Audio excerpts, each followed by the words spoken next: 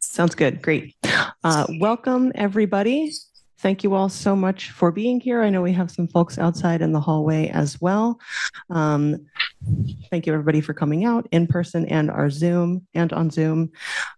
Tonight is a Q&A on the corridors zoning proposal.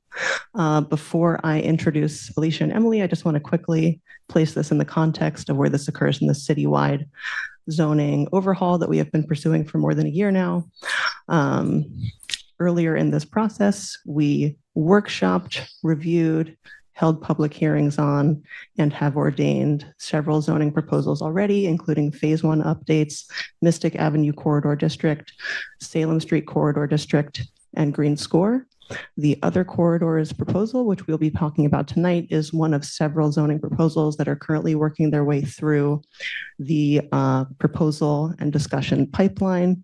Other current proposals include West Medford Square, residential zoning, and a proposal for Tufts institutional zoning. I want to be clear, the purpose of tonight is to present on and get your feedback and questions and concerns on the other corridors proposal. So the focus of tonight will not be on the other proposals that I just mentioned. We're going to be focusing on the corridors proposal as advertised, because at this point in the process, this corridors proposal is still being workshopped by the Planning and Permitting Committee. So this is a really valuable and important time for us to be getting your feedback on it and to be hearing your questions and your concerns while it is still in development. So thank you again for being here. We're looking forward to hearing your questions and comments. With that, I forgot to introduce myself. I'm Kit Collins, Vice President of the City Council. I'm the chair of the Planning and Permitting Committee, which is the committee in which all of our zoning proposals originate. And with me up here is Director Hunt of the Planning, Development, and Sustainability Department, and Emily Innes of Innes Associates, which is a zoning consultant that has been working with the City Council and the Planning, Development, and Sustainability Office for quite a long time now on all of these zoning proposals and on other projects in the city. Before that, I'll pass it off to Alicia. Good evening. I do think that Councillor Collins covered basically everything, and Emily will be presenting the zoning. But just for those who aren't aware, the City of Medford has an Office of Planning, Development, and Sustainability. And so we are an office of 10, and we do professional planning, housing work. We manage the Community Development Block Grant, the Community Preservation Act money. We have economic development staff. We have climate staff. We do open space plans. And environmental planning, and we staff a lot of boards and commissions. So several of us are professional planners, and so we are advising on this project. We also, by law, are technical advisors to the Community Development Board. And so the legal process to adopt zoning in Medford, as in Massachusetts, is that if a zoning proposal goes to the City Council, they then must refer it to the Community Development Board, which in some cities is called the Planning Board, for their professional opinions. So the Planning Board has opinions, and then they make recommendations to the City Council on that zoning. And they do that through a public hearing process. So this topic has not yet entered the CD board. We're getting feedback from you before it is a formal proposal and before the public hearing process starts. Right now, we have other proposals that are in the public hearing process that have open public hearings right now. And then those recommendations go to the City Council, and the City Council votes on the zoning for the City of Medford. In order to do this project, it's a very large project around rezoning in the city. We have engaged a planning and zoning consultants. So this is Emily Innes of Innes Associates, and she and her team are here. And I did want to mention, as those of you in the room have noticed, but so people on Zoom are aware, we have staff both from my office and Emily's office in the hallway with big maps. If you find that you really want to talk one-on-one with somebody or go into depth or talk about a very specific parcel pointing to a map, then we encourage you to go out there and talk to them. They're collecting this information. They have sticky notes. They can write stuff down. You can write stuff down and collect that information for us. If you're at home and you're like, gee, I wish I could do that, you can come over here. Tufts has kindly provided parking. That information is on the city events calendar. If you want to come over and talk to the staff in the hallway. And then here in the room, Emily is going to do a presentation this evening, and then we're going to do Q&A. We have both through the questions from people in the audience, and then on Zoom. We also have turned on the Q&A function on Zoom. So people on Zoom could enter comments, opinions, or questions. And if you want to sort of say, I agree with that opinion on Zoom, you can upvote it, and then we can just see that multiple people have checked that question or that comment. And so we'll try and go back and forth, as you've often seen in public hearings or the city council, where we go back and forth between the in-person and the online questions. And I think with that, I'm going to turn it over to Emily, and Emily is going to present from the podium. That's my cue to stand up and come over here. Can you all hear me through this mic? Okay, great. Awesome. Let me get rid of the camera control. Let me share the content. And it worked. I loved it. So thank you all for being here tonight. And that includes the people who are in the room now and the people who are online. We really appreciate you being here. I am going to quickly actually walk through we've just done the introductions. I'm going to walk through the process timeline and where we are to date, the opportunities for public comments, a little bit of setting the context of the analysis that we've done to date and some of the other work. And then we're really focusing, as I said, on the other corridors. Because we're doing this geography by geography, it's really important that we hear the comments on the geography that we're working on today. However, for those of you in the room who passed by, there is a board. If you have comments on some of the other districts that we've been talking about, there's a board that you can put those comments on out there. We don't want to lose those thoughts. We just want to make absolutely certain that we hear about the other corridors today. And again, as Alicia said, my team is there with the big maps. They're also there with the interactive map to show you how to use it. I'll be talking about that a little bit later. So the introduction, why we've done this, for those of you who have been participating in other parts of the process, you're going to recognize the first set of slides, but we are aware that people are sometimes joining us for the very first time. So we want to make sure that they're starting from the same base. So we are working with the city on this rezoning process because this comes out of the recommendations from the comprehensive plan, which was adopted in 2023. There are also zoning related recommendations in the Medford Climate Action and Adaptation Plan. And so we're taking those into account as well and trying to merge all of these goals together as we look at the zoning. So the comprehensive plan is usually the basis for zoning changes. And in fact, zoning changes are often the first thing that comes out of the comprehensive plan process. I will say that the city has actually been working on this longer. They started a recodification process, I think back in 2020.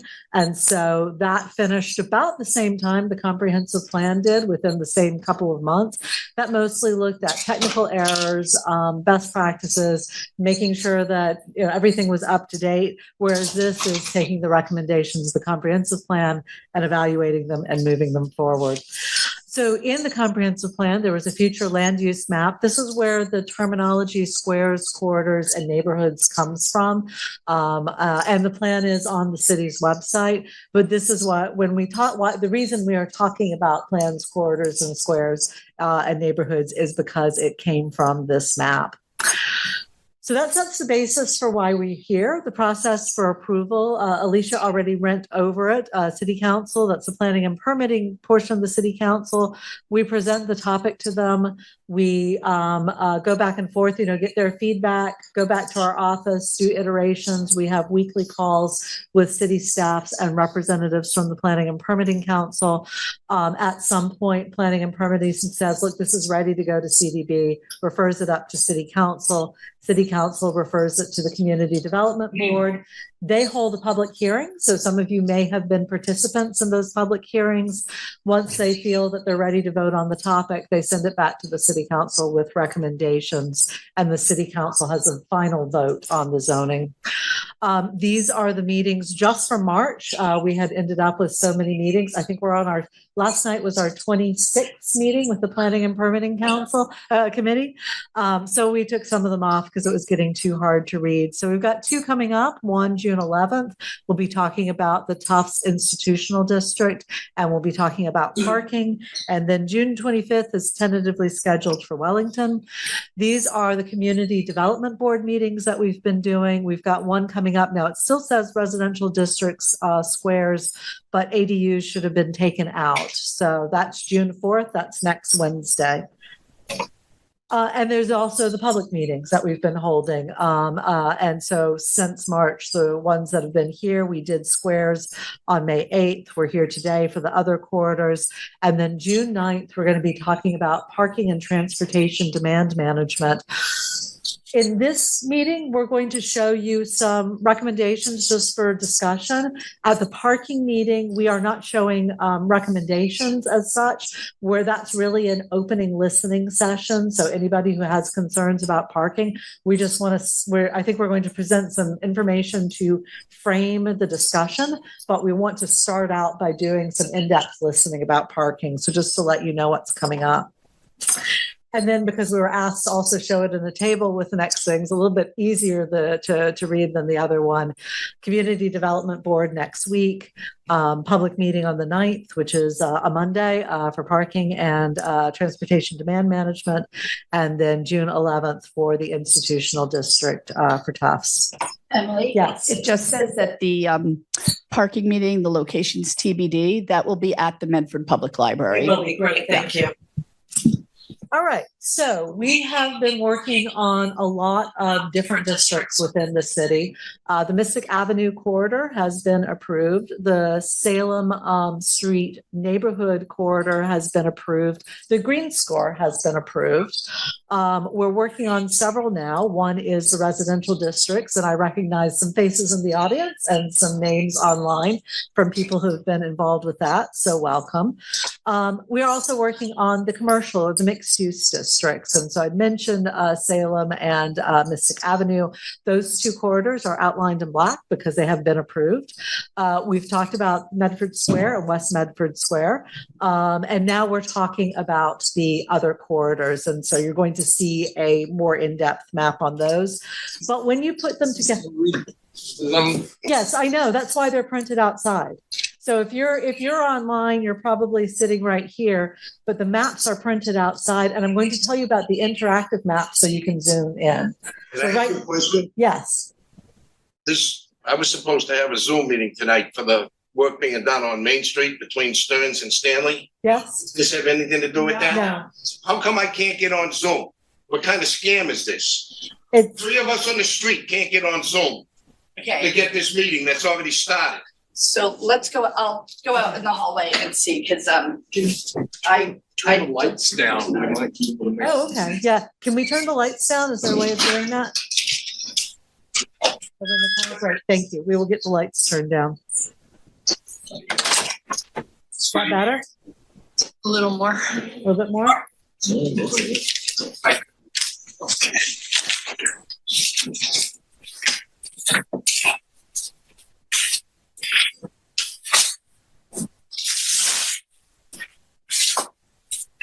There we go. Is it better? Okay, great. In that case, let me just hop back so you can see. So that was the residential district. Now you can see it a little bit more clearly. These are the commercial framework. And again, we have these printed outside, and we also have the interactive map outside so people can learn how to use it. Is there anything that you can utilize online? Are these things online? Yes, they are. Absolutely. So the city has a website specific for this project. Everything we do is posted to that website. Perhaps that would be a thing that we could get if we could get that actual website. If you go on the city, it's very confusing. So when Alicia comes back, we usually put those in the chat at every meeting, so it'll be there. I'm also about to give you the link to the interactive map Great. that's coming up. Thank you. You're very welcome. So then when you put those areas together, this is what it looks like. This is sort of the one of the things we've been hearing from people is because up until now we've been working in isolation in these areas. It's been hard to understand the relationship. So we now have a map that shows what we've done, what we're talking about, what we've been talking about, and what we're talking about now. But what I'm going to do for you in a minute is I'm going to break down the corridors so we can zoom into those. First, however, I'm going to tell you about the interactive map. So we were getting a lot of questions about, how does this affect my parcel or my property? What district am I in now? What district will I be in? What does that mean? So we've created an online interactive map where you can go in and zoom into specific properties. You can put layers on, you can put filters on. Jimmy is actually, for those of you who are in the room, Jimmy is outside in the hall. He has his laptop up and he is happy to show everybody how to use it. For those of you who have not used interactive maps before, sometimes it's not as intuitive. There are also instructions on the page, but sometimes it's nice to have somebody do it for you. This is the link, and this is the QR code to get to that interactive map. That link is also on the city's website. But what we've tried to do is put the layers and the filters on that answer some of the questions that we've heard by providing data. It's continually being updated. So if you ask for something, a question today, and we know that we can put the data up there, then we will modify that. And in the opening page, it will say when it was last updated, but know that it is being updated in response to these public conversations. So it's worth checking back every now and then to see what else has been added.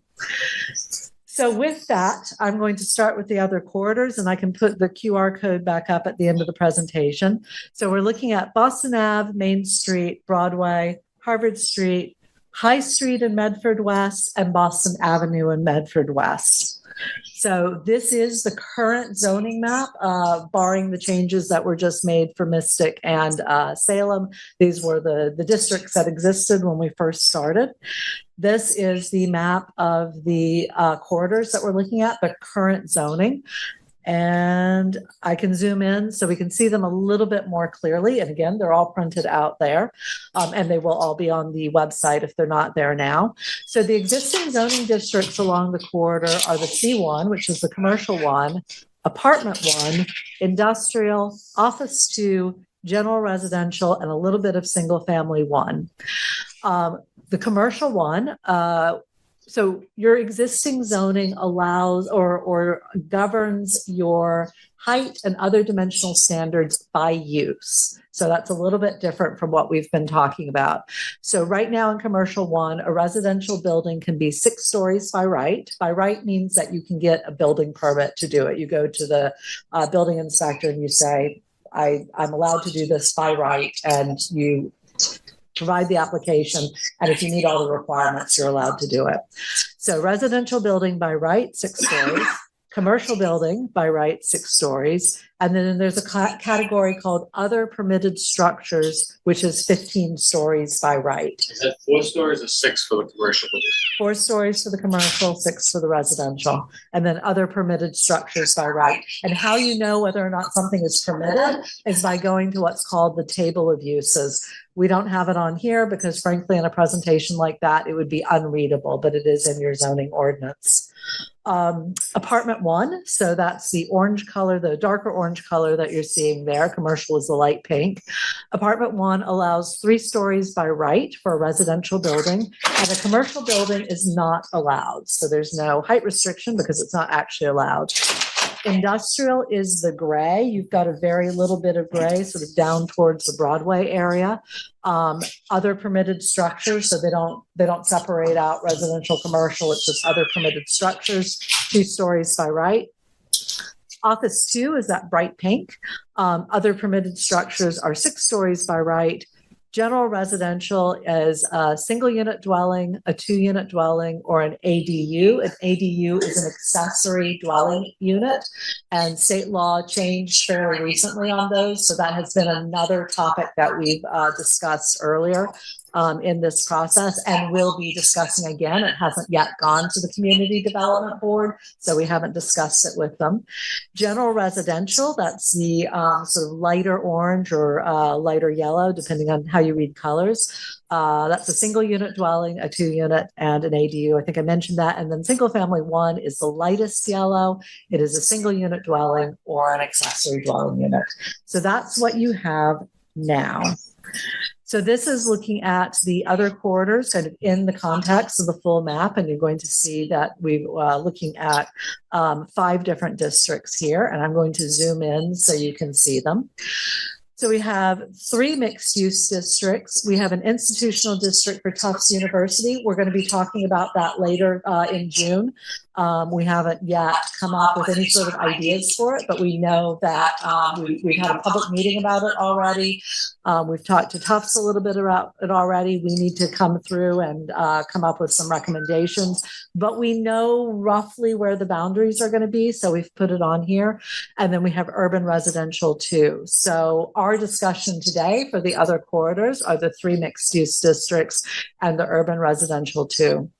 So mixed use 1B, it says small to mid-scale, 4 stories by right, so with that building permit, and 1 by incentive zoning. So incentive zoning is the ability for a developer to come in and say, I would like an extra story up to the limit that's allowed in that district. And in exchange, I'm going to give something from this menu of incentives. So we have, if you've looked at the Mystic Avenue or if you looked at the Salem, we have a menu of incentives. It starts with different levels of affordable housing. There's also some other public benefits in there. And so the idea is in exchange for affordable housing or in exchange for other public benefits or a mix of those, the developer would get an extra story in 1B. Mixed use 2A and 2B, they differ by story level. So mixed use 2A is 5 stories by right, 2 incentive zone stories or incentive zoning stories. Mixed use 2B is 2 stories by right, 2 incentive zone stories. And then urban residential 2 is the same as the urban residential 2 that any of you have been following the neighborhood and urban residential districts. They haven't made any changes. Townhouse, 3-unit dwelling, multiplex, which is 4 to 6 units on one lot, multiple unit dwelling, which is over 6 units. It's a 3-story maximum. We have discussed in-house, but have not yet discussed with the Community Development Board because of the last meeting that we had, possibly adding a 1-story incentive zone, but that's for the neighborhood discussion. We're just showing you today what urban residential 2 looks like. And then an accessory dwelling unit, but only for 1, 2, or 3 unit dwellings. So urban residential 2 is really part of that discussion about the neighborhood districts, but we wanted to show you the places in here where that fits within the corridors. So one of the things that we've been hearing in these meetings is how would this work? How does this look on the street? So what we're doing is we're doing street sections and building sections. And as one of our clients likes to talk about it, a section is basically you baked a nice cake of the district and you're slicing it in half. And now you can see all of the layers. And so what we're showing you is the layers of the cake on both sides of the street.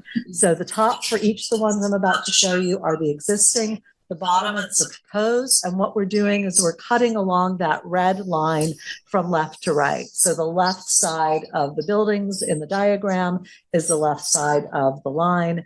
The right side of the buildings goes to the right side of the diagram. And you can kind of see that with the existing. You see that existing 3.5-story building. Then there's a parking lot. You can follow that on the red line. Then there's another 1-story building. Then there's the street section. You can see it with the cars.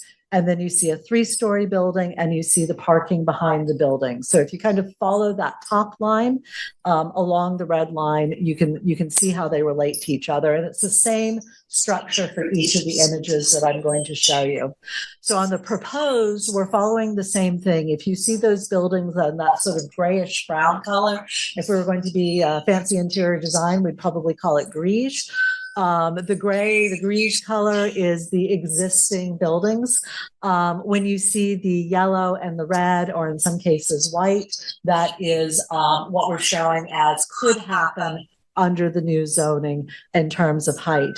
Now, for those of you who can see clearly, looks like it's on there. It's a little bit light. In the proposed, you'll also see a diagonal line with a very, very light gray shade on it. That's a shadow study. And one of the things that we're doing is looking at how the new buildings would affect the existing buildings in terms of sunlight hitting the building and would the shadow fall on the existing building. So that's part of these. Those of you who have seen other of these presentations, we've shown this before, but again, I wanted to explain the mechanism. So in this case, what you're seeing is that new building. Red means commercial. So you're seeing ground floor commercial, and you're seeing the yellow buildings above, the yellow floors above are residential. And then on the building on the right, that now on the existing, it's only 3 stories. On the proposed, it's 3 stories, but it's got 2 outlined white stories on there. That would be the incentive zoning that was allowed, that would be allowed. So in this case, 3 stories as of right, it has that option for an incentive on top of it. And then gray, we're going to see some buildings that have gray stories in them. That is parking. So this gives you a sense of how something might be built in one of the areas. In this case, this is along Main Street on that corner. So here's another zoning section. You've got Tufts Park, Main Street, and then you've got 2 one-story buildings in the proposed. This is one of the higher residential. I'm not sure why we didn't put which one it is on here, but you can tell by the number of stories. It's probably mixed to B. And you can see commercial on the ground floor. Next to that, to the right of the commercial, you can see underground parking, and then you can see the levels of residential and the possible incentive above that. One of the things to remember, because in every community I work in, people are very concerned about height, as they should be, and about development volume, as they should be. We're showing height here. One of the questions that we've heard in the neighborhood zoning discussion is, if you have a lot size of X, what can you fit on it? So our team back in the office is actually working on another round of analyses that would show you which building types could fit on which lot sizes. So here we've been focused on height because we've been hearing a lot of concern about height, and we want to show that. But we also want to show in this next iteration of diagrams and drawings, setbacks which affect it, open space requirements or green score requirements, depending on which district we're talking about, pervious surface requirements, parking requirements. All of those affect what we call the ground plane or the footprint of a lot. So if you think of this, don't want to walk too far away from the mic. If you think of this as being a parcel, what happens is if I have setbacks, I offset from each side. I come in, a few inches from each side of my parcel here. That gives me another rectangle because I've got a front setback, I've got side setbacks, I've got a rear setback. That gives me what we call the building footprint, or the building envelope rather. That's where you can put your building, your parking, your required green space, etc. And so surface parking, building footprint, some of the other requirements we've talked about all serve to shorten the amount of space that's available. So those dimensions, in addition to height, govern what can happen on the site. So even though we're only showing height, I want to make sure you understand that there are other requirements. Main Street at Harvard Street. So again, we're seeing the existing here and the proposed with the incentive zoning. Remember, they only get the incentive zoning if they've shown that they can meet the incentive requirements and all of the other dimensional requirements on the lot. Harvard Street zoning section. So here you see the ability to use parking to connect 2 buildings. And some of the other zoning analyses we've shown that space in between the 2 buildings can be amenity space for the residents in the building.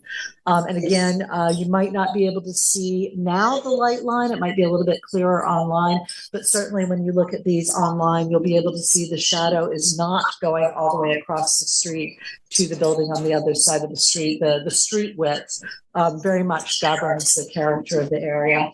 And then here, Boston Avenue, you can see this section with the train track sort of down in the middle there. You can see an example in this proposed of tucking parking underneath the building.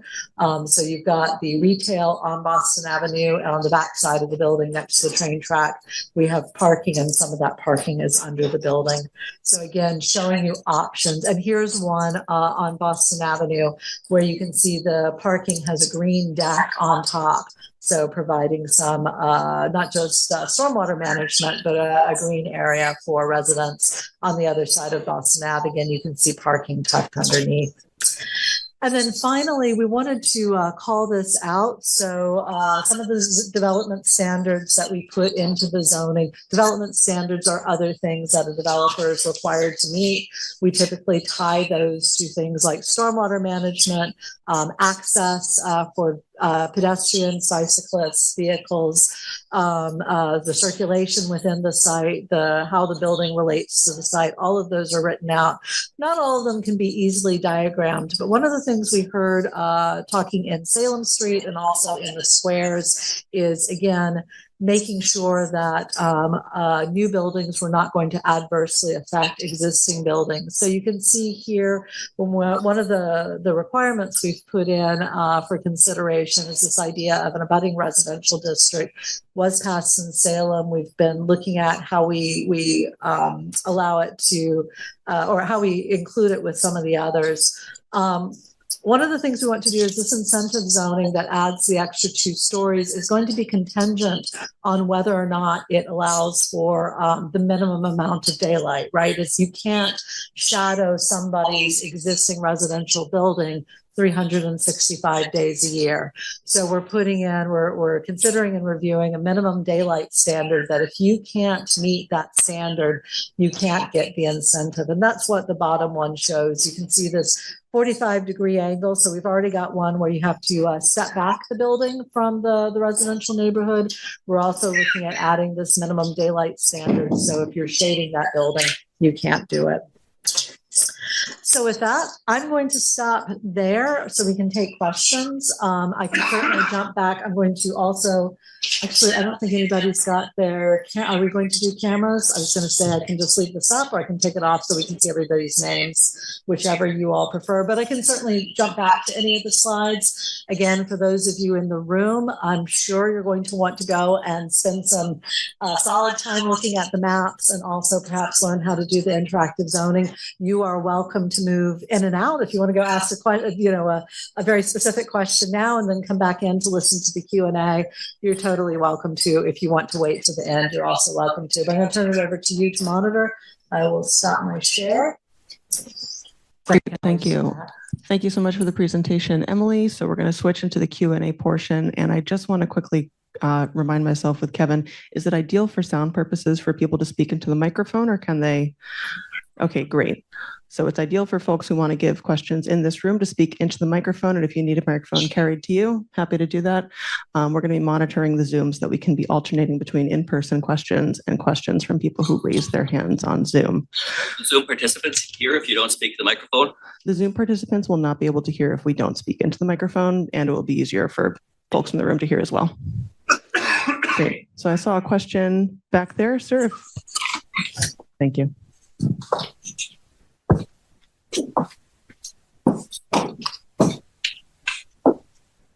My name is Paul Morgan. I live on Brewster Road. I noticed on these diagrams, all the shadows were 45 degrees. Obviously, shadows range a lot during the day and during the seasons. So when you say somebody can't have a shadow on their building, what are the limits? What time of day does that include? And what time of year does that include? So that's a great question. And I have seen different zoning ordinances, different zoning bylaws handle it differently. What we have been looking at for this one, and we're looking forward to feedback on it, is establishing a minimum number of hours per day that the building must have sunlight on it, rather than specifying specific, meridian heights or angles, just because we don't want to make the calculations so confusing that people don't understand them, but we're open to other suggestions and how that could be done. Okay, so what time of year would that minimum number apply for? Any time of year. Any time of year. So December 20th, you would have which to would at be the least worst. have X it number. would have to be there. Yes. Now, also now you just said shining on the building. That doesn't do anything for the yards.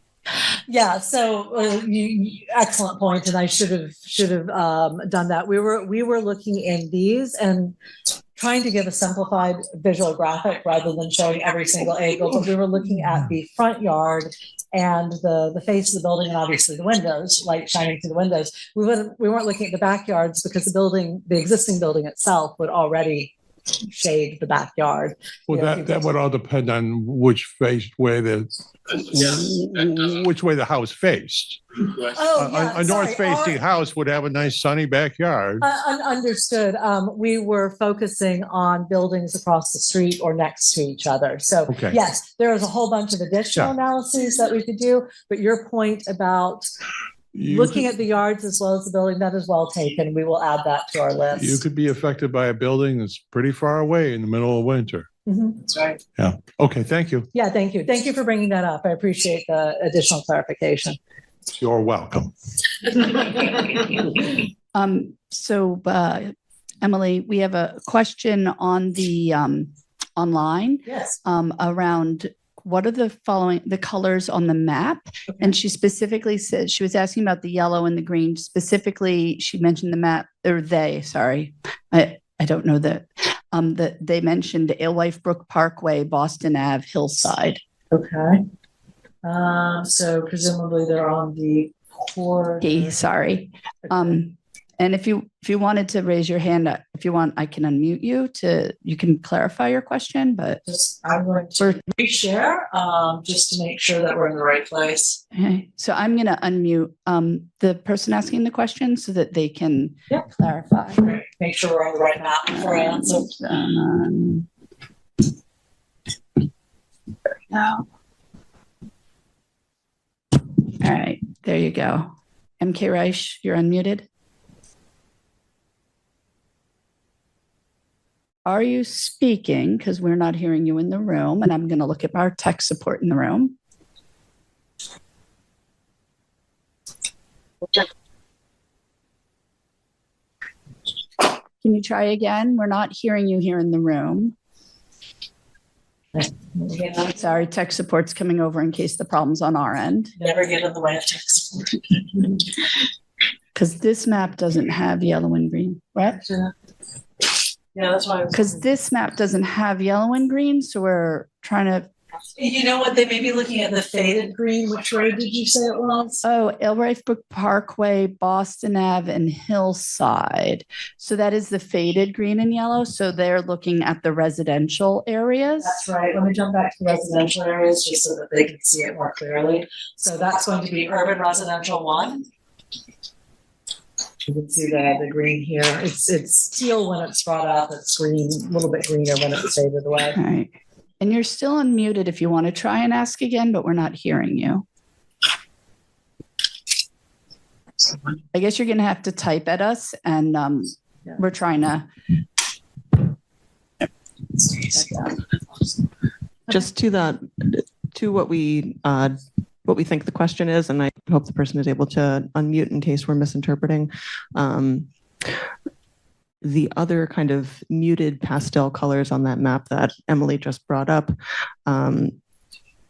we wanted to place the current proposal that we're talking about today in the context of the other zoning that's been proposed. So those others colors, light yellow, light green, are just meant to say these are the sub-districts that are being proposed in those cases not yet ordained or finalized for the areas surrounding the corridor proposals, just so people have a sense of what is proposed to butt up against what for that context. And I hope I'm speaking correctly to what MK was asking about. And in case folks missed this earlier, all of the images that we looked at tonight are available on the city's zoning website, which is medfordma.org/zoning.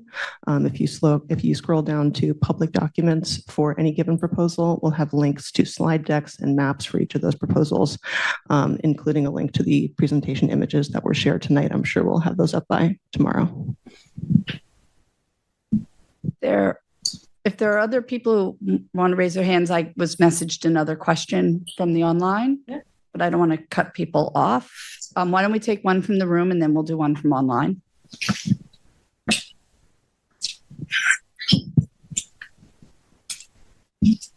I think it moves.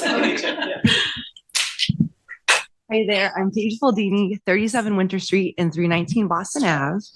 I just had a couple questions. The first one being, I myself have been contacted by some residents, some people even in this room. And although there's been so many meetings and a lot of work done on the part of y'all, a lot of us are still learning and it's still a lot of information. Is it possible, and I know the timeline is kind of pertaining to other meetings, is it possible, and not to stall it or slow it down, but to really focus on some of the commercial neighborhoods in those areas, really nail it, get it done, see how the housing looks, because I'm super pro housing as well, see how the housing looks in the square on Mystic Ave, and then move it into the residents to make sure the city can support that, the building department can support that, so that we really know what we're doing. So that there's a couple questions, if that's okay, but that would be the first one. The second one also, where I'm on 319 Boston Ave, Tough owns properties along Boston Ave. And I know that this is not a Tufts meeting, but I think it's really important to include them because with that proposal on Boston Ave, where I am, there's Hillside Hardware, Danish, that whole building is also Tufts. So has the city had direct contact with Tufts with this planning? Do we know what Tufts' longtime vision is? And are we collaborating? And I can pause for a second if you want to answer. Let's see, why don't I answer that second one first? So first of all, some of the Tufts representatives are actually here in the room tonight. And we had both a direct meeting we invited direct Tufts abutters to a meeting to talk about what they were interested in. And then we had a meeting with some Tufts staff to hear what they had to say. And we also met with the planning staff from Somerville to hear their reflections on their Tufts institutional zoning. And so one thing I think is not readily obvious to everybody, the idea of a Tufts institutional zone, and we don't have it up at the moment, but there was a dark blue area. That's the area that we are right now proposing in this map. On this screen, it's purple. I think online it looks a little more blue, would be zoned specifically with what we will think of as campus zoning, right? So that would be appropriate for a campus. It would not be appropriate for a neighborhood or a commercial district. If Tufts owns buildings outside of that area, they are subject to whatever zoning they are in.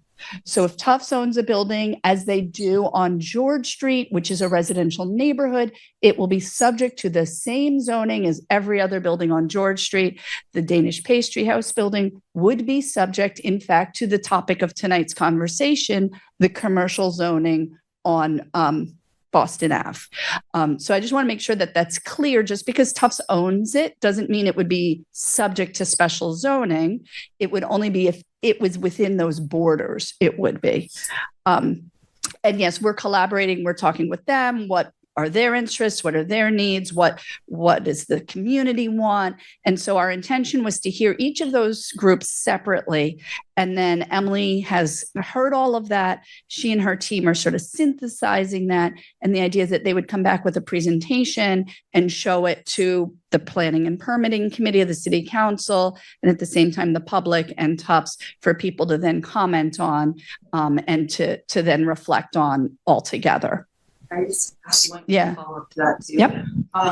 Just specifically to that. So where my building is, which would be perfect, it's 9 units for mixed use totally. But with that said, if that were, it's a private business that owns it, like we just rent.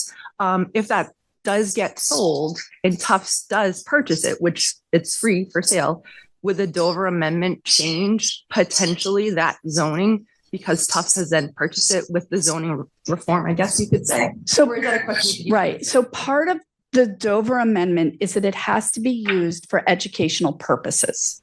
So if they said, oh, this is an investment property and we're going to put commercial on the ground floor and rent to anybody upstairs, then Dover would not apply. If they said, we are buying this because we want to use this as a Tufts, we want to put Tufts offices in. And so, for example, the dorm that they built, that is an institutional use with a tiny accessory use of a couple of businesses on the ground floor to kind of complement it and make it nicer for the neighborhood to have some businesses along there. So that's how that is. If they said, well, we're going to turn this into Tufts residential housing, and we're going to continue to rent to a business on the floor, they could make an argument for Dover.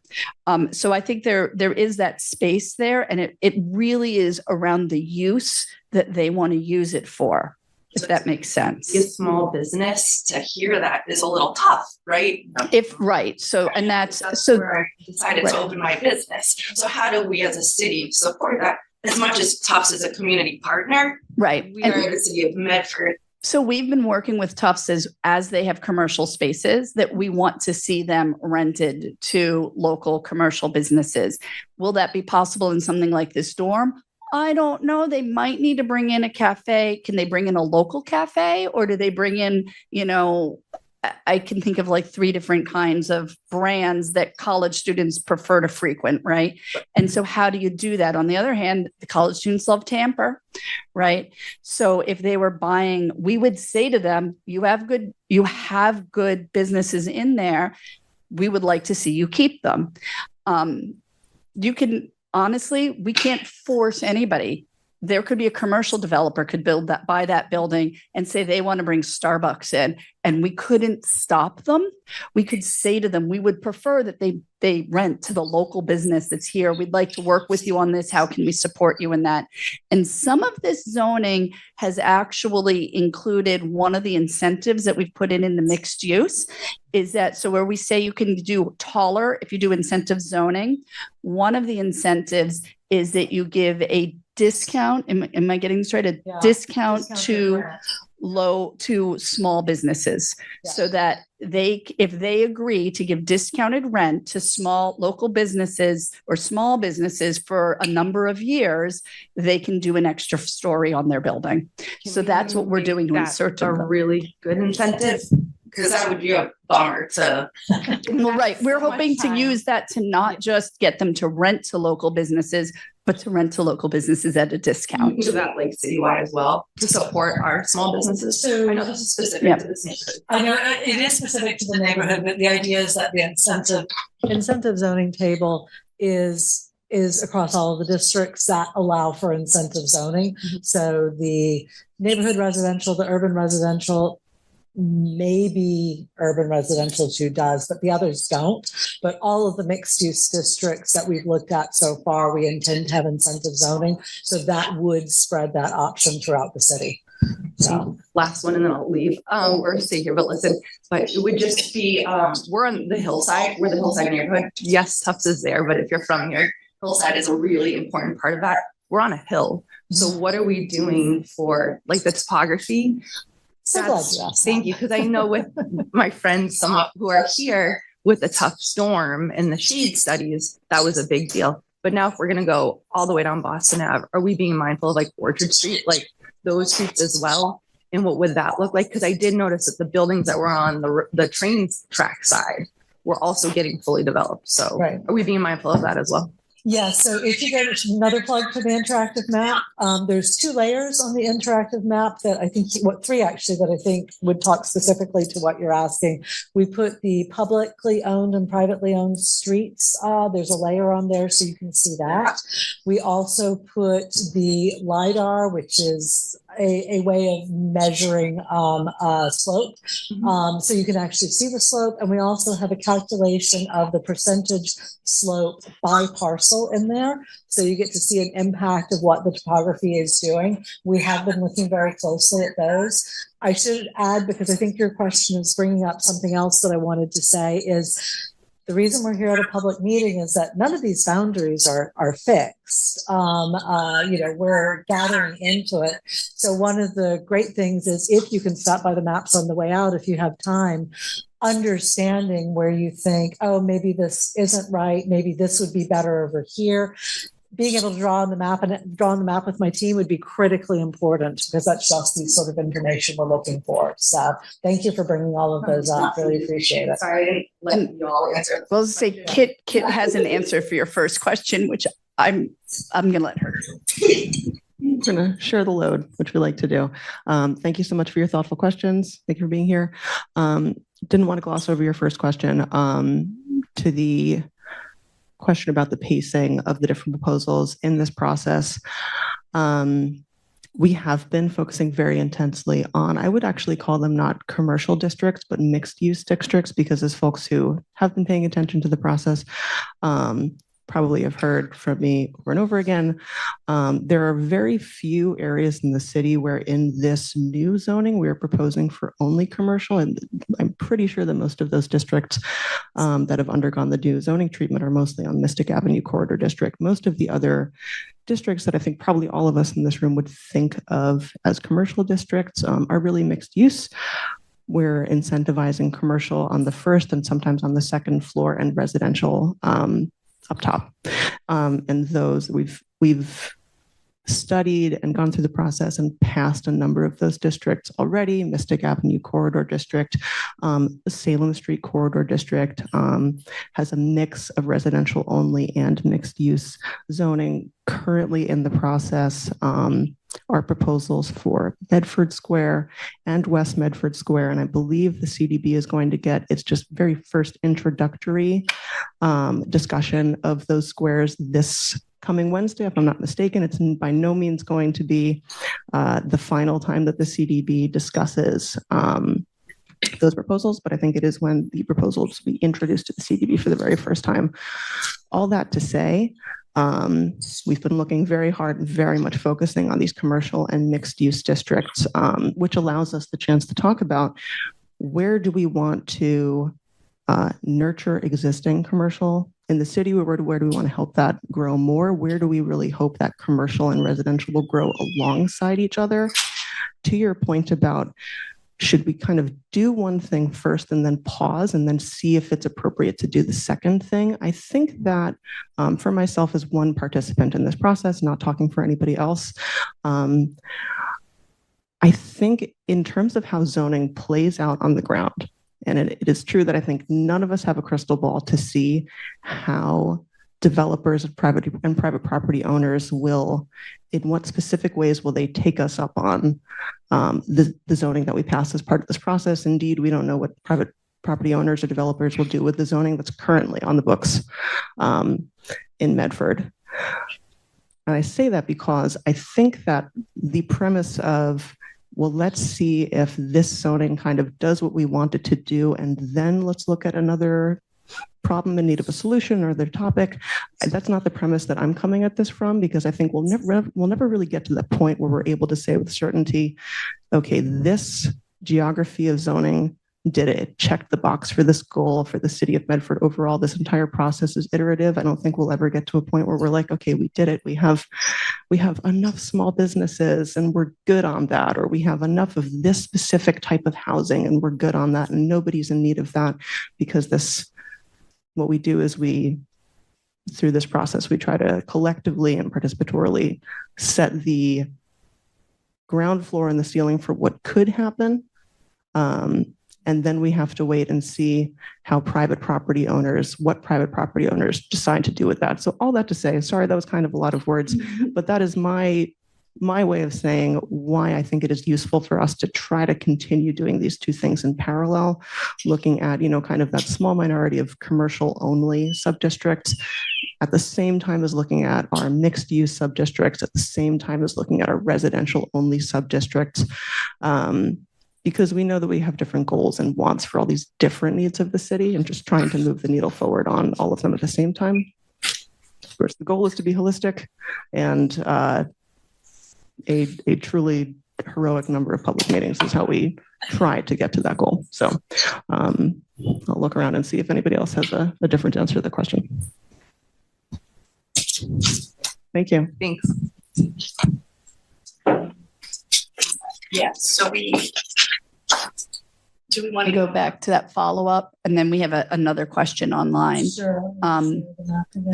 So sorry, the person who was trying to talk earlier isn't able to get their mic to work, but they say the zone adjacent to Tufts Blue, northwest along Boston Ave, is shaded green.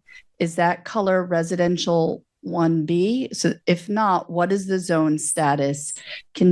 And then continuing northwest to Quincy Street, the color is beige, as is much of that residential Medford. So they're asking about the residential zoning. Right. Let me, and what does that indicate? So are you able to sort of speak to that a little bit? Yes, I'm going to flip back to the residential zone. So, right. So for those of you who will be looking at this at home, just know that slide 10 is going to give them the information. The reason these colors don't match the colors on the slide that they were asking about precisely is because the colors on the slide that they were asking about are the faded versions of these. We faded those back. So can we put the interactive map on what you're looking at right now That is to a good show question. the specifics of what we're talking about? Yes. Do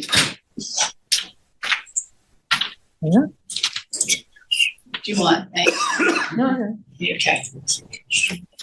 There you go. Interactive map coming on up. So this is the splash pad. That's the instructions when you first get here. So I'm going to go over to the layers right now. So just a very quick introduction. You have layers. You have the legend. It'll take a minute to load because I'm probably using up all the Wi-Fi availability in the room. Next to the legend, you have the base map. So you can change to look at an aerial versus a street map. Then you've got information here with more instructions about it. So let's go to the proposed zoning districts. I'm going to turn those on. I'm going to turn the transit off because we don't actually need those. And then we're going to zoom in here. And now I'm going to turn to the legend. And the legend's taking a while to load. So the yellow and the green are the residential districts. That map that I was showing earlier actually had the names on them. But I will show you how to look at on the interactive map. So it's urban residential 1 is the green, neighborhood residential is the neighborhood residential 3 is that yellow. And then let me go back to the map itself. And then let's just pick a random parcel here just so you can see. So if I click on this parcel here, what will happen if we had sufficient bandwidth? I suspect the Zoom is taking up the bandwidth.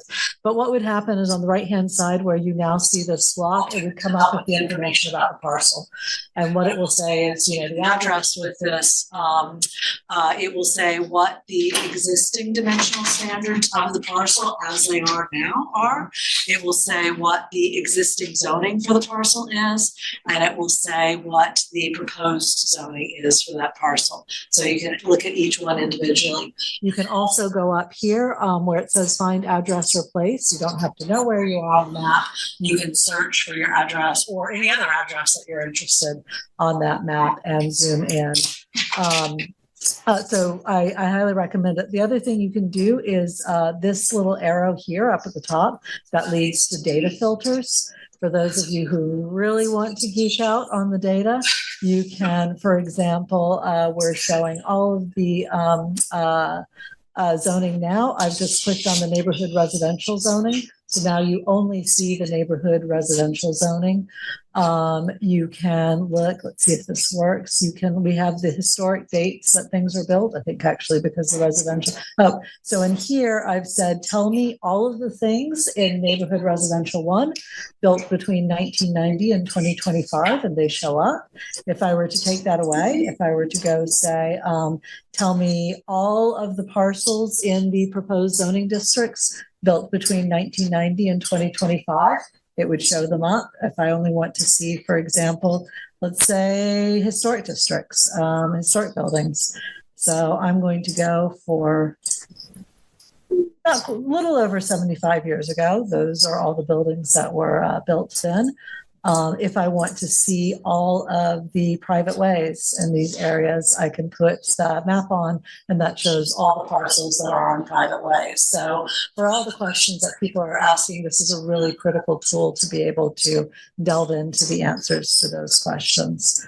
So I'm going to clear all of this, but I hope for the person. I look at it like this, and I'm trying to determine exactly where that's, showing and all of that stuff. And it makes it a little bit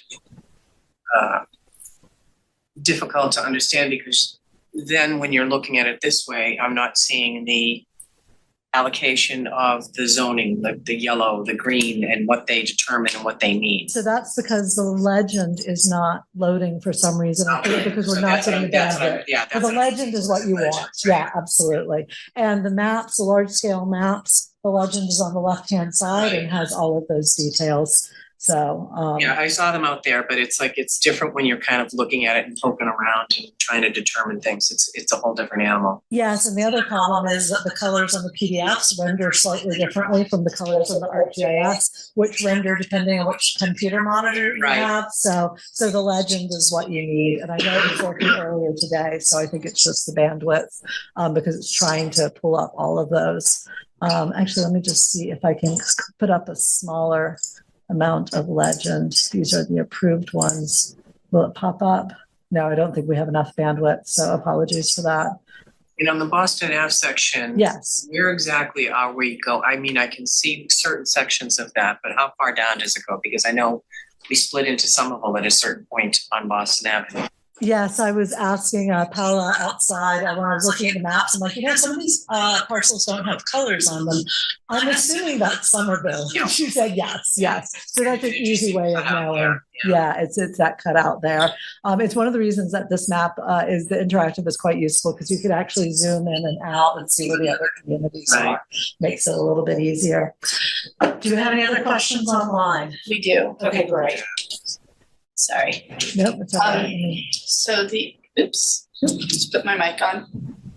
So the other question, Gil Gabay at 48 Almont Street, I completely support the new rezoning project and the ambitious of the ideas the city council has been undertaking. My question is about how are bike lanes and pedestrian safety planned for around newly zoned commercial or large residential lots? And so we'll start to get into that, is that zoning does not talk about things like streets and bike lanes, et cetera. It's a completely separate way that those are controlled. But the city has a director of traffic and transportation. He was literally in my office today, coordinating with me. He's actually looking at some stuff on Salem Street. We had a very funny interaction because he asked me about when the Salem Street zoning was passed, because he's looking at some treatments on Salem Street. And then I sent him the zoning that was passed. He said, no, I want to see the meeting. I want the video because I want to see the comments that people made about traffic at that meeting to inform what I'm doing and what I'm proposing and the public meeting that I'm setting up. So that is to say that we are working in tangent, and I might say in parallel, And so we're working on things. He's also looking at stuff. He's aware that these meetings, some of them are contentious, and he is trying to get the input from those to help inform some of what he is doing. He said to me, I'm looking at more bike lanes on Salem Street. I said, people might be upset about that. I don't know. Some other people might love it. He said, I'm going to go watch the video and see what they were literally saying. He's planning to do a public meeting about Salem Street and additional bike lanes and what changes they could do on there. There are a couple of side streets there that he's looking at treatments. He's looking at stuff right now on Main Street close to Medford Square. So the Main Street coming out of Medford Square is the area that this Mass DOT just had a big meeting on. Some of that is going to be at Traffic Commission in the next month or two. And so he's sort of going back and forth. He's also looking at some stuff in Medford Square around bike lanes. Those are all the things he actually mentioned to me today. We're looking at the lower part of Fulton Street. I think actually, sorry, I had to leave Traffic Commission early this month in order to go to a city council meeting. But I believe that we adopted a bike lane on the lower part of Fulton Street by Gillis Park. So we're actively looking at these things and where does it make sense to add them and how do we add them to protect the pedestrians and the bicyclists. But it is city staff separate from this zoning effort. I sat yesterday, we've done an RFP for the lots in Medford Square to do some new ground floor commercial. What we're looking at is a grocery store and a coffee shop with residential above it and a parking garage. And I met with that developer with the mayor yesterday to talk about, do we want to look at realignment of some of the roads? Do we want to look at the directions? He said to me, do you have traffic counts? I said, you need to talk to our director of traffic and transportation. So they've already been introduced. So these things are all sort of going on at the same time. But that is to say that there is no mechanism. Zoning talks about the parcels and the pedestrian and bike lanes are for the most part on the public ways or on the streets. And the one exception to that is what we were doing over on Mystic Ave and we did on Salem Street, where we said, we want the sidewalks to be wide enough for the people and the traffic. And if your sidewalk is not wide enough, then your building setback has to be further set back and you have to use some of your private property for sidewalks. And I don't know if you want to go into any more detail on that, but we workshopped it on Mystic Ave and we're including it everywhere. We're including it in all of the mixed use districts. And I think that at one point there was a little confusion, people assuming that we were taking the public right of way to make the increased sidewalk. No, it's actually it's a private property. So if you already have the existing sidewalk, say the existing sidewalk is 6 feet wide, that's a public sidewalk, and you're putting in a new building and we want a 12-foot wide sidewalk, just to make the math in my hands a little bit easier here. So here's the property line. You, the property owner of the new mixed use building, will have to add a 6-foot sidewalk and then set your building back from that. So you're not doing public land, but the idea is to make it more walkable, more comfortable. We noticed that certain areas of Medford have quite narrow sidewalks. And so Street would definitely be one of those. Mystic Ave, no, you've got a very wide street. You've got plenty of places. Air rights over that sidewalk? no, the building has to go up after that sidewalk. They can't build over the sidewalk. You can't build over the They can't sidewalk. build over the sidewalk. Excellent question, though. So, other questions here? Come up to the mic, please. I know we've been doing some chatting, but I'm worried about the people online not being able to hear. And then Alicia, maybe let us know after this one if there's another question. Hi, so Lisa's 33 John Snap. I have a question. If you could pull up the. You have to get closer to the mic. I'm so short. Which map would you like? This one. Okay, This is great. the one. So if you look, so I'm just going to focus on an area that I can pick out on the map, which is where I live. So if we're looking at High Street, that is going down to the river there. Yeah. This Yeah. area? Yeah. Okay. So I want to make sure I heard this correctly. Like at the base level, this zoning that we're doing is correcting or modifying some sort of crazy zoning that exists right now, which is like you could put a 15-story building here if you wanted to. And so at like the very baby step is let's get rid of that. Right. Mm-hmm. So if we're looking, so that's great. We have not heard any arguments on that, by the way. Nobody has come. No one's going to go to the mat on that one. Story, yeah. So if we're looking at the blue or green or whatever color that is, teal. Okay, teal. Right now, those are already sort of a mishmash of businesses in there. There's like a pizza shop, a liquor store, dry cleaner, smoke shop, bodega. So they're already there. We're sort of codifying that they can be there. But then also the teal means that it's easier for other businesses to come in there should they want to without having to get without having to get some sort of special dispensation to do it. And then on top, almost all of those buildings do have residential on top already. So it's not actually a huge change from what is there now, but they could potentially go a little bit taller. Mm-hmm. So I'm understanding that right? On the teal? Super important question. I'm actually going to shift to the other map because the legends are not loading here. That's not very helpful to us. But let me jump to this so we can see them. So that red is actually the urban residential 2. So that's residential only. That teal color would have been our mixed use 2A. So that's 5 stories by right, 2 incentive zoning. But that does bring up a couple of important points that you brought up. One is the uses. So I believe Paula has a printed document out, but use tables on presentations are really annoying. But for those of you in the room, I believe we have a current draft of the uses to have a look. We've been talking about what the buildings look like and how they fit, but we haven't talked about the uses. You bring up 2 points in kind of your first statement, and I think they're really important. One of the things that we did when we looked at this, and the maps are online, is that last June we did a workshop with the Planning and Permitting Committee, and we did maps of all of the existing conditions, including the existing nonconformities. And those are the buildings that are the parcels that don't meet the current dimensional standards. And so one of our first steps was, where can we reduce the nonconformities? So that's point number one. That was kind of a base understanding. Point number 2 is the idea of making it easier for businesses to come into these mixed uses areas. That's where the use table comes in. And what we've talked about, I talked about by right earlier, where you just get a building permit if you meet the conditions.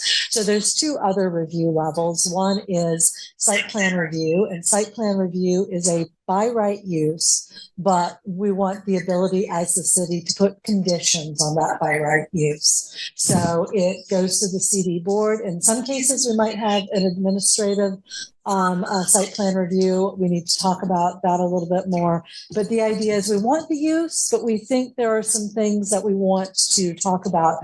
The CD board can't deny the use, but it can put conditions on them. Then the final thing, and it's the hardest thing to get, is a special permit. Special permit goes to the CD board in most cases, and it requires public hearing. And the CD board can approve it. They can approve it with conditions, or a special permit, the CD board can deny it. Now, they have to be very careful about how they deny it, right? They have to have good reasons for it, but a special permit, they do allow that. So as we think about uses, we want to think about, is this a desired use that we want to make it easier for somebody to do, but because the community wants this use? So that becomes a by right. Is this something where the community wants it? We think it's a good idea, but we want some conditions. That becomes site plan review. And if this is something that we think is important, but needs that added step, or we're not sure if we want it or not, then that's a special permit, or we don't want it under easy conditions necessarily. That's a special permit. Okay. So that's what we're thinking about when we think of how we structure the use table. So it seems like, I can only speak for I don't know the rest of the city well enough, but it seems like this has been very intentional in that this zoning is actually codifying what's really already there by businesses. So if you're looking, though, I can pick out those businesses up High Street and down Boston Ave to Alewife Brook. Right. I can see in the teal, those are where businesses are now. Mhm. So when we're talking about a corridor, we're not really adding a ton more sort of mixed use. We're just making sure that what's there can continue to be there. And if things change in and out, it's not a hassle. My question is second question is the red sort of like across the street or adjacent, which is the urban residential too. So when you're thinking about how to apply urban residential versus residential or neighborhood, if for whatever reason, perhaps the neighbors are like, could you please make this urban residential 1? Could you do NR3? That's not going to impact the teal, right? Like those things can change, can flex. Like it's not like we can only have teal if we have this much density across the street kind of thing. It's not a color by numbers that you have to put the pink next to the yellow next to the blue, right. Which, as I say, that sounds pretty garish. Yeah, no, and so one of the things that we've been talking about with the city, as a consultant, we've been talking about with city staff and planning and permitting and to the CD board is we are doing this geographically. There was another option. There was an option where we could have come and done the whole thing and walked up to you with a potentially multi-100-page document and said, here it is, read it and tell us if you like it. We thought we collectively, all of us thought that was not a good idea because it would be even more confusing. The zoning and geography is confusing enough as it is. So we know as we look at all of these and start to put these together, that at the very end of this process, we're going to need to do a cleanup. And we're going to say, oh gosh, that parcel never got zoned for anything. I mean, we're looking at the boundaries now just to make sure, or after we did all of this, maybe this district should be something else. And so as you look at this, it's not like there should be massive changes once it's approved, but know that we are going to come back and just, did we get it right? Right. Do we need or just that tweak necessarily changing, for in this instance, let's say across the street from Giles, however you say it, is right now, or we're suggesting urban residential too, but perhaps the neighborhood is like, no, we would prefer it not. That doesn't impact the teal. It doesn't impact the teal, absolutely. And that's one of the reasons we suggest that people who have been interested in this go online and look, because we also have the existing land uses on one of the layers. So people can see what's there now. One of the base maps is an aerial, so you can see what's there now. Common to most of our New England communities, the communities had significant build out, they had significant construction prior to the introduction of zoning. Mm-hmm. And so we can look and say, hey, this is zoned X, single family 2, for example. But you know what? It's got a lot of 2 and 3 families and some apartments in here. What does that mean? Should that be something else? And that's been a lot of our back and forth. Same is true for the commercial. Yep.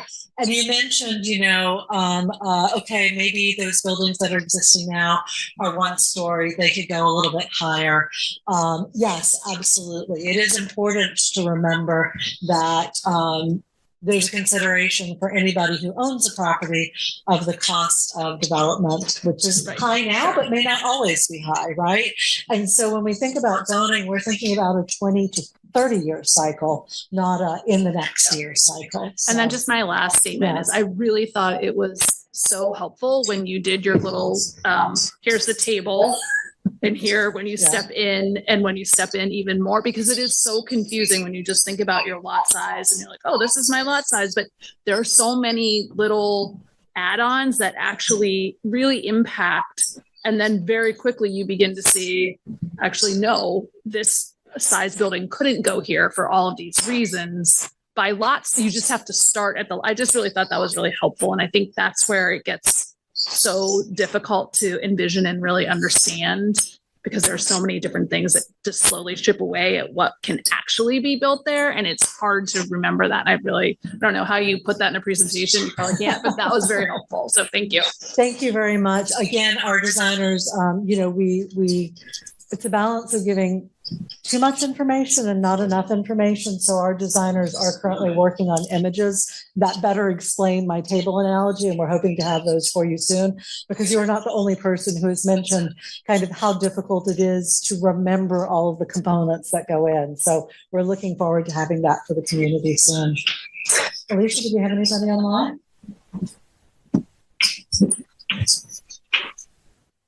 Oh, sorry. Parsing through. So, right. So people online are welcome to raise their hands if they want to speak. I can quickly answer this one. Roberta Camera asks, I'm zooming into my neighborhood on the map, but I see the Walkland Court is listed as UR2. Does this make sense? Should it be something else? So to be clear, Walkland Court is a Medford Housing Authority property that was recently on what we call a planned development district. So this is where a property owner can propose, we want to do something specific that we think would be appropriate for the city, and we need different zoning for it. And this is the project we want to build, and this is the zoning we think will work. And that would go through the same kind of process as we're doing this, where it goes to city council, the community development board, and then back to city council. And so the housing authority actually did that for Walkland Court, because Walkland Court, they are in the process of redeveloping to just do more modern, expanded public housing there. And so they have what's a PDD, a planned development district. It is an overlay that goes on that property. When you have an overlay like that, you still need to have underlying zoning. So urban residential 2 seem to make the most sense because they're about to build a bunch of apartment buildings and townhouses on their property. That's all been approved by the city council and the community development board. But we needed to put something there. And so at this point, we've put urban residential 2 as that area. So that would allow apartment buildings in that location as the base zoning. How many stories? Honestly, she said, how many stories would that be? And I will tell you, 3. so so the whole point is it doesn't actually matter because they have this other zoning that they went through the whole process. This would not overwrite the overlay that's been approved for them. So their overlay would still be maintained at that location as long as they build that project that they proposed within a timely manner, which is 2 years. They have to pull building permits within 2 years of getting permission, then they can build that project that has already been approved. So this is just sort of because you can't leave it blank. I'm confused. I thought it was supposed to be a much taller building. So, right. So why would that be the 2? So you can explain overlay, base district and overlay. No, but the point is, it's not, when you look at what the actual description of that is, right, that's not what it says. It says up to how many stories? UR2 says up to 3 stories. 3 with a possible 4th incentive, but correct. 4th incentive. Yes. That's not what's being proposed. Right. Walkland Court. And what my point is, it's not being proposed. It was proposed. It was approved. And they're getting the building permits, and they're doing, I believe, 6-story buildings with 4-story apartments. Right. And that's approved separately from this zoning you can't process. put that in there because it kind of would be confusing for somebody that doesn't know that. Right. And the wrong. Right. So we should include the overlay in some of our maps there. We should, but I also want, does everybody know the difference between a base district and an overlay? Because if you don't, this could be a very confusing conversation. Okay. So everybody who owns property is zoned for something. That is your base district. It's the table, sits right here. An overlay district sits on top of that base district, was why it's called an overlay district. And what an overlay district does is it gives a property owner a different set of options. So if you are a property owner and you have a base district, you can develop under that base district. If you have an overlay district on top of it, you can choose to do the overlay district instead. The critical point is you can't pick and choose. So you can't say, oh, you know what? I really like the height in the overlay district, but I like the setbacks in the base district a lot better. Once you choose the district you're going to develop under, that's the district you're stuck with. You have to follow the rules of that district. So that's why they could do a different building height and a different types of buildings from the base district. But everyone always has to have a base district. Now, one question should be, is UR2 the appropriate base district for that site?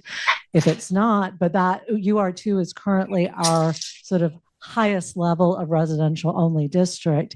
If we were going to change that, we would then have to something that matched the height that they're doing under the overlay. We'd have to change it to a commercial district. And I suspect that's probably not the desired result. So frequently an overlay is used as an incentive that allows something different from the base district. And that's where the options come in. I think adding what that overlay is there. We can put the district on. Parent to someone looking at that map saying, why is this? And I know they're putting in 6 stories. Yeah, Councilor Bears asked us to do it on Monday. We just didn't have a chance to do it before this. Tuesday. I forgot it. Monday was a holiday, wasn't it? It's been a long week. He asked us to do it on Tuesday at our check-in. We haven't had a chance to do it, but we will. Thank you for that. Alicia, anybody? It impacts all the stuff we're talking about as well. For the overlay district. Yep, absolutely. Thank you. You have her mic. I have your mic. Yes. Kit is going to go to a question. Did you want to go to a question? Right. We should go back to the audience and then we'll go back to the online. So do you want to? Thank you. So just a general question about development to the extent that this is promoting more stuff.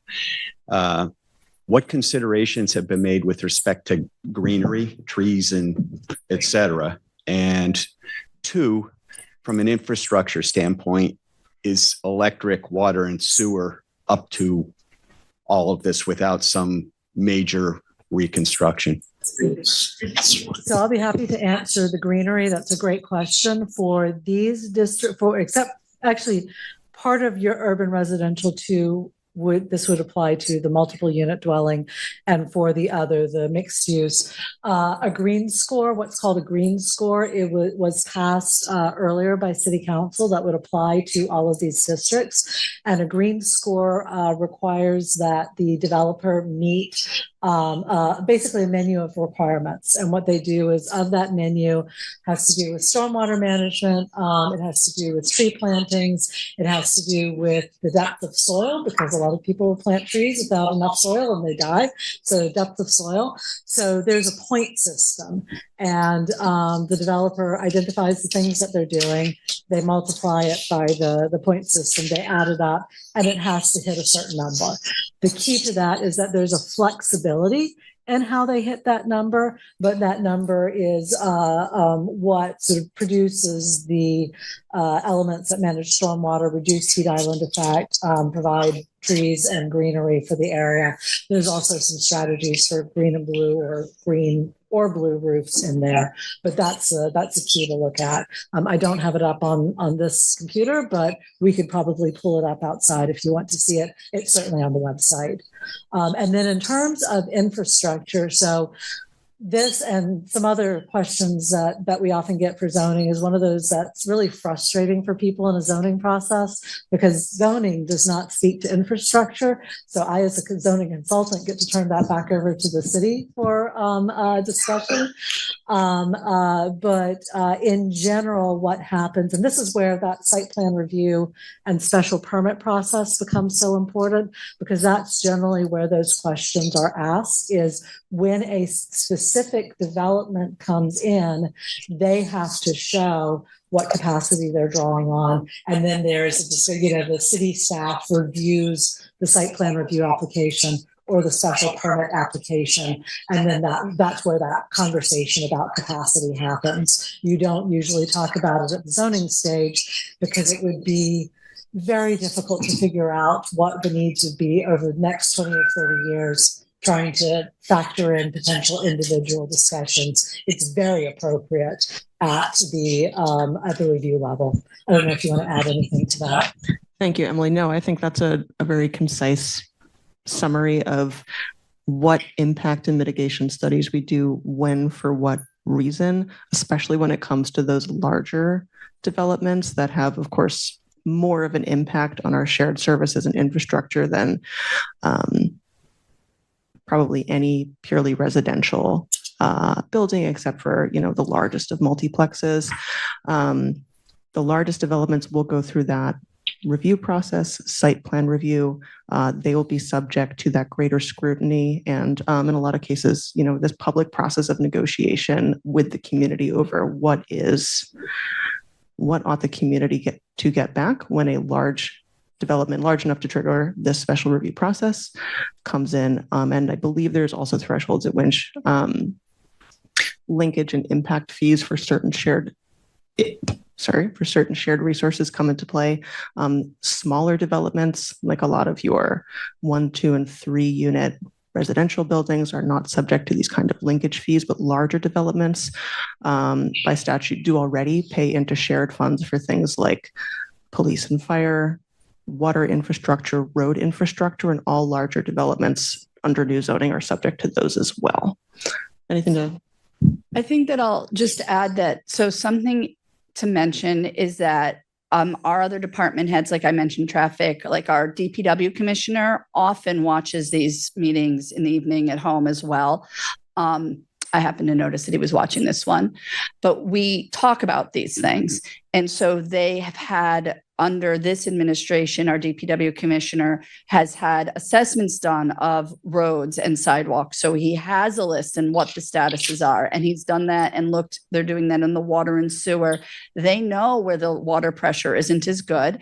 And there are various thresholds. They look at projects they can do to increase water pressure, to look at sewer if there are issues with capacity. So they're watching that and monitoring that all the time throughout the whole city. And water and sewer is its own enterprise. And so they have an enterprise capital fund, and periodically they get bonds. I've seen them ask for bonds, although I didn't pay very close attention to which project this was this year, so that they can continually increase sewer and capacity, for example. But they're also always looking at the other things. When we have the really big projects, like we're doing the parcels in Medford Square, I explicitly said, if this was a private developer, we would have them comment on the thing. And often they'll ask private developers, we need you to put in these connectors. We need you to add a loop. The water isn't good enough over here. We need you as part of this project to do this increased capacity line. And then the developers understand they have to do it, or we literally can't provide the services to the building. For the one in Medford Square, they said, we have the capacity for water and sewer in Medford Square. We're not concerned. You can keep going. You're not going to have to put that one on the developer this time. But those are things that we look at with actual substantial, with concrete projects, as opposed to just what if. And a little bit of that is there are sources of funding the city gets that are population dependent. For example, people say, well, the schools are going to be overcrowded. Well, schools get funding per student. So if the number of students goes up, there is chapter something funding. I'm going to get roads and sewers confused. Chapter 70 is schools, chapter 90 is roads. And that money goes up when there are more students. When schools so you can either build a new school because your old school is so decrepit that you have to have one. And that's the card we're playing on Medford High, frankly.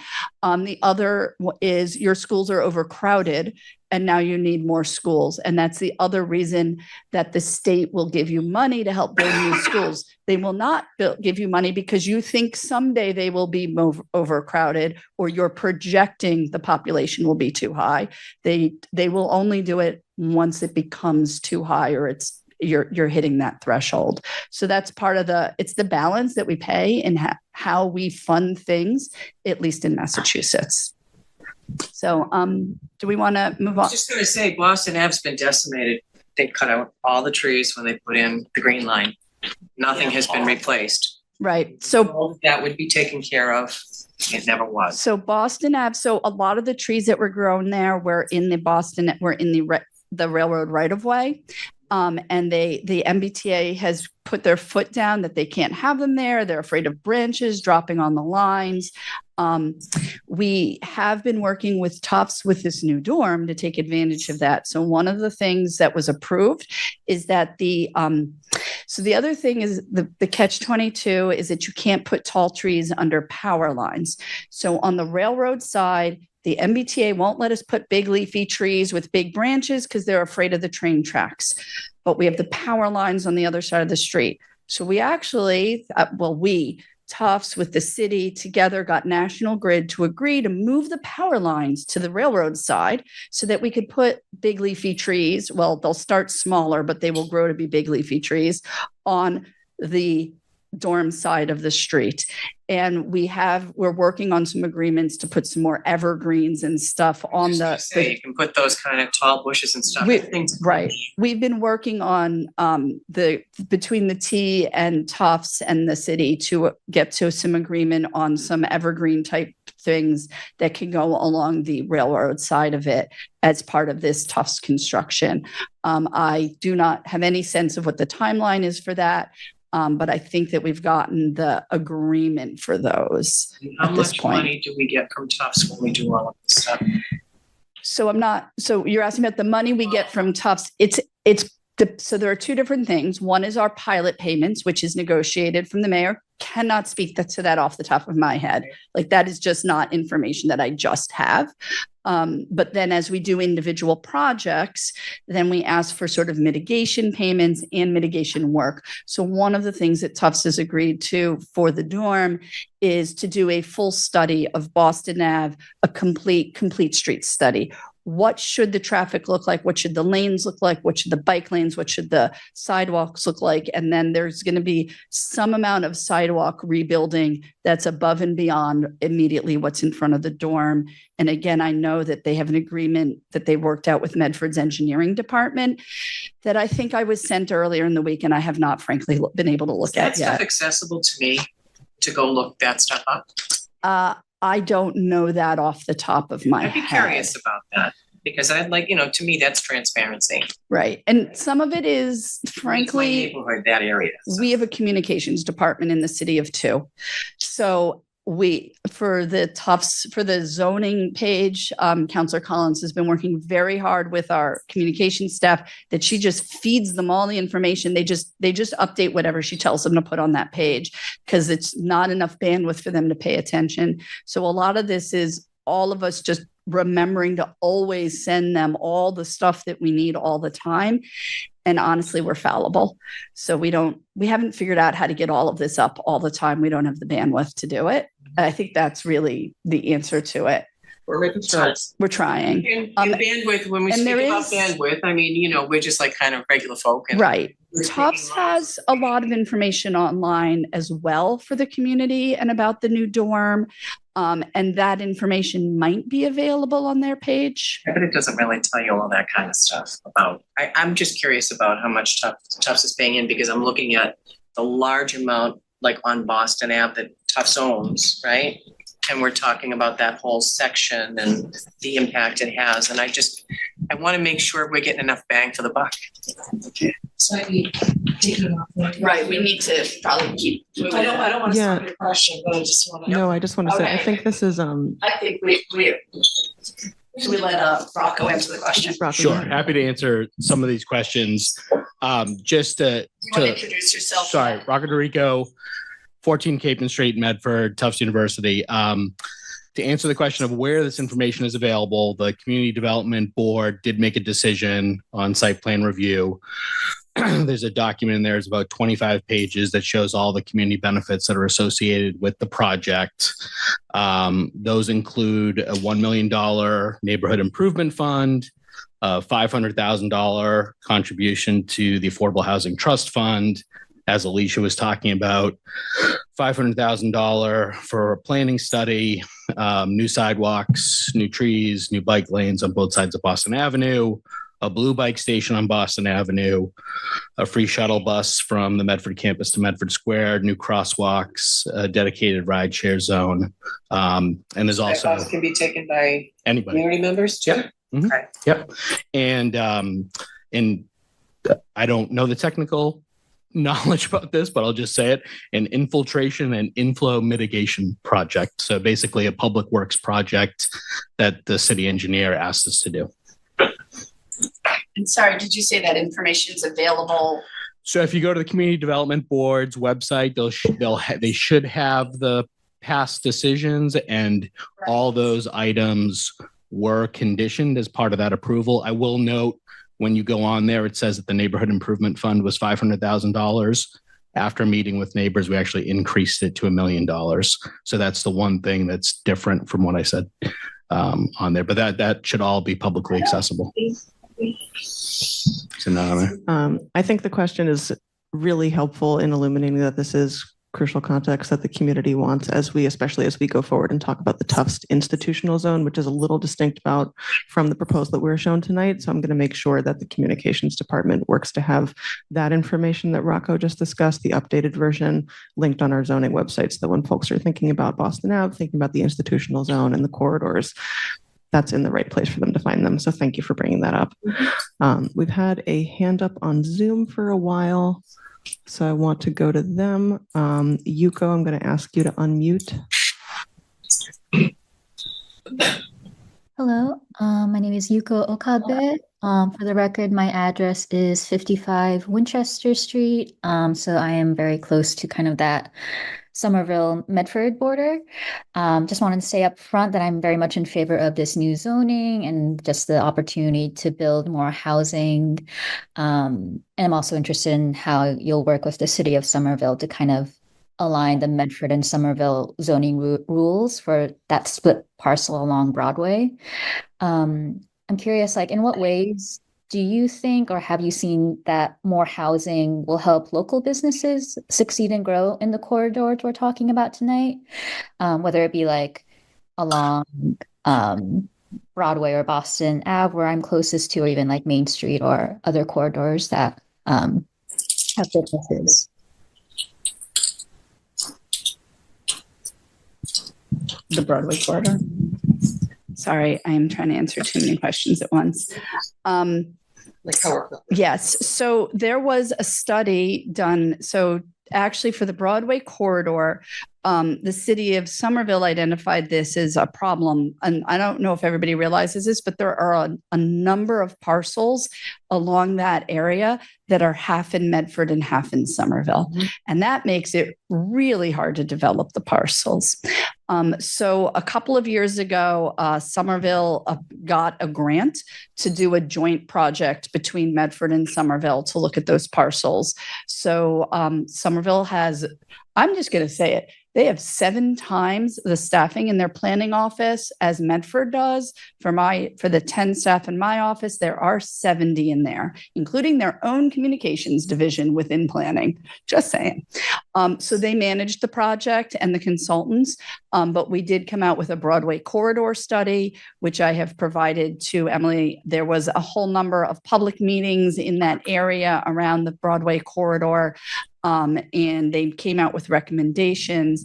And so at this time, we are taking those recommendations and implementing them with the heights and stuff that you see on our side of the street. And it is our hope that Somerville, because this was their project, will be doing the same on their side of the street or on their sides of the parcels in some cases, so that we can have matching zoning.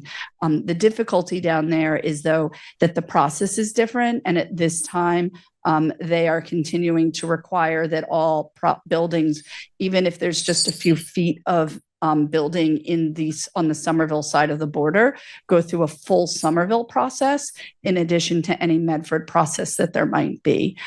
So our hope is that if a building is small enough and it meets the zoning, they can just build it, at least on the Medford side, and whether or not they need to then have public meetings, et cetera, on them. Somerville does require several more public meetings for every building they build than Medford does. So we have had a few buildings kind of get caught in this back and forth.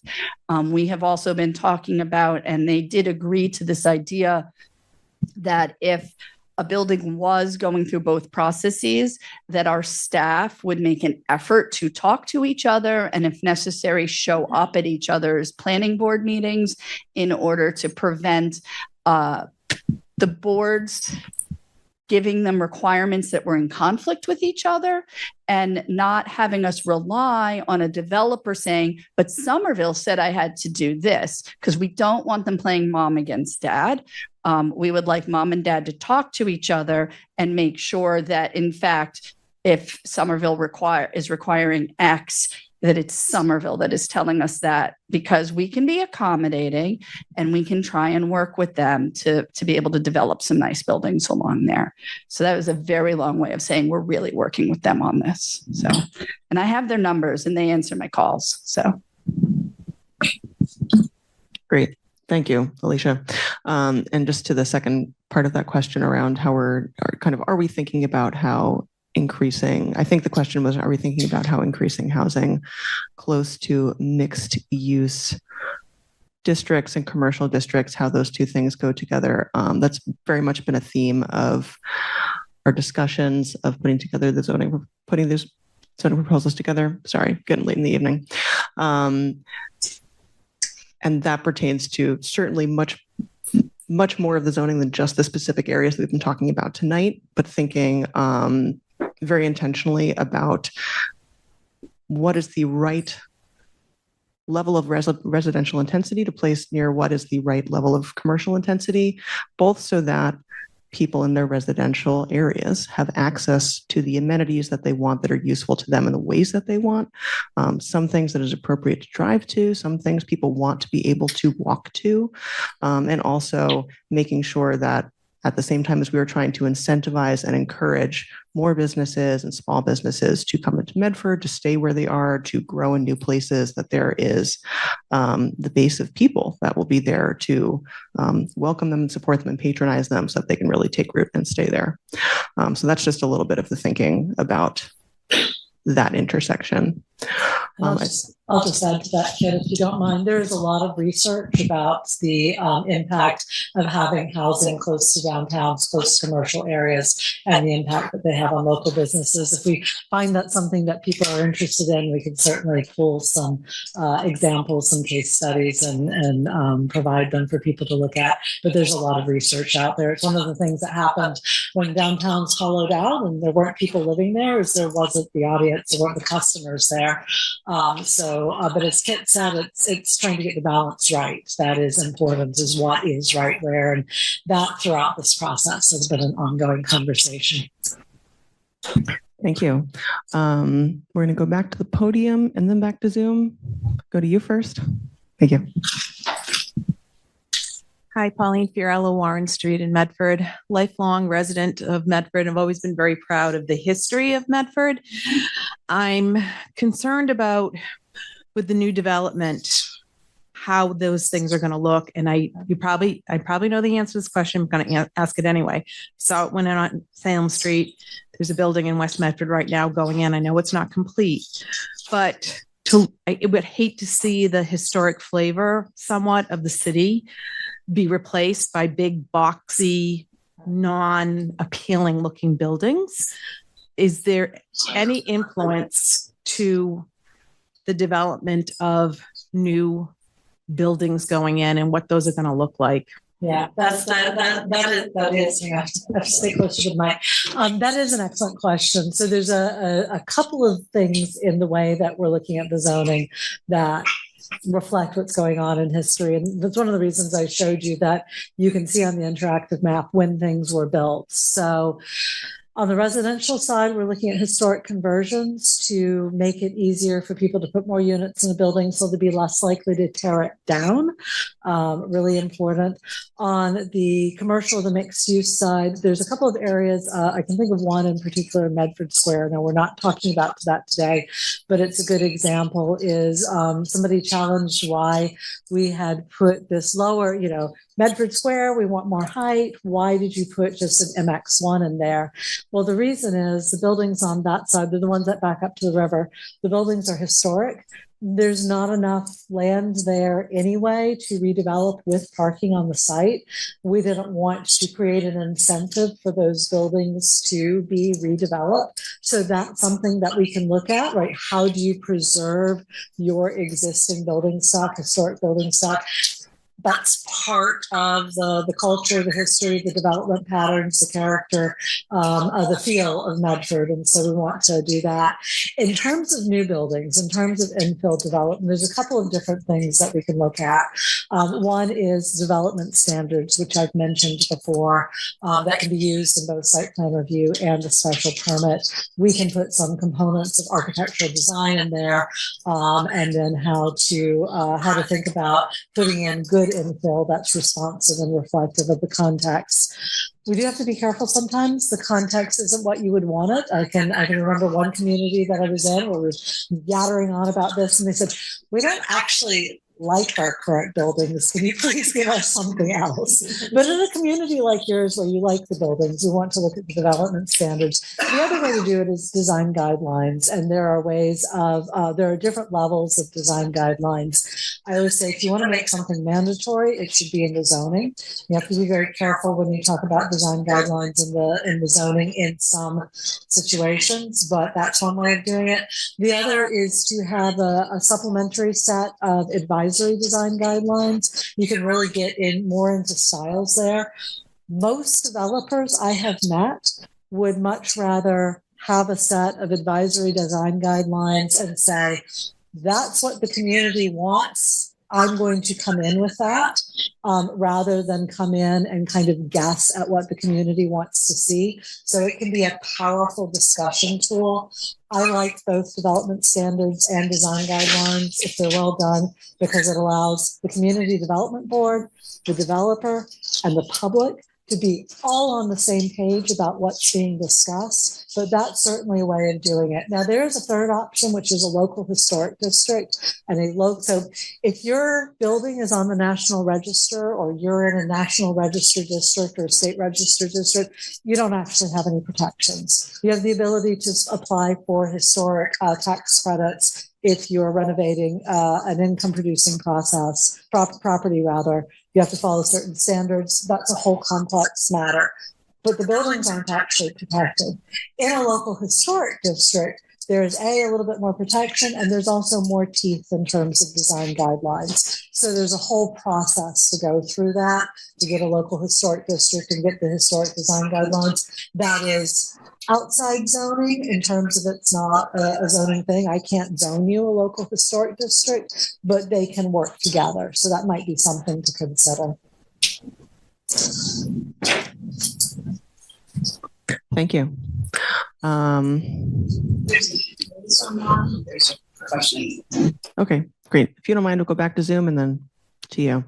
All right, Rich, I'm going to ask you to unmute. Okay. Go ahead. Hi. I have a question. My area in South Medford is proposed to change from general residential to urban residential 1.